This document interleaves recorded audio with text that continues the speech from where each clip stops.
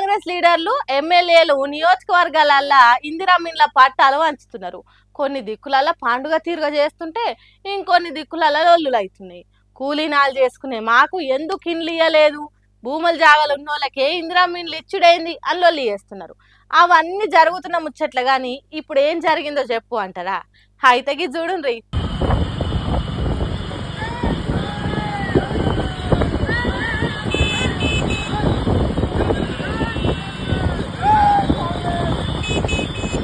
ఎవరో గుర్తుపట్టినరా స్కూటీ మీద రయ్యమని పోతున్నది పాలకుర్తి నియోజకవర్గం ఎమ్మెల్యే యశస్విని రెడ్డి.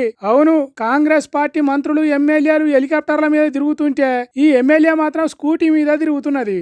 జనగామ జిల్లా దేవరుప్పల మండలంలో ఉన్న కొన్ని ఊర్లకు ఇందిరమ్మ ఇండ్లు ఇచ్చింది కాంగ్రెస్ సర్కారు.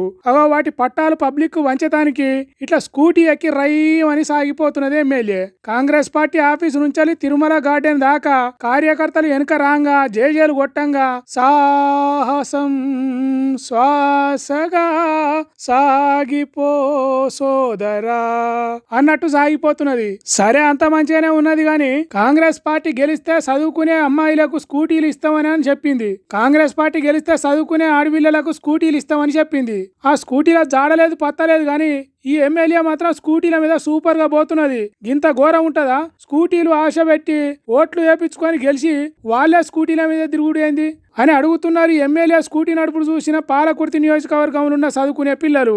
ఇందిరమ్మ ఇండ్లు ఇచ్చుడు మంచిగానే ఉన్నది కానీ స్కూటీల సంగతి కూడా ఒకసారి అసెంబ్లీలో అడుగుర్రి మేడం అని అంటున్నారు పాలకుర్తి నియోజకవర్గంలో చదువుకునే ఆడపిల్లలు.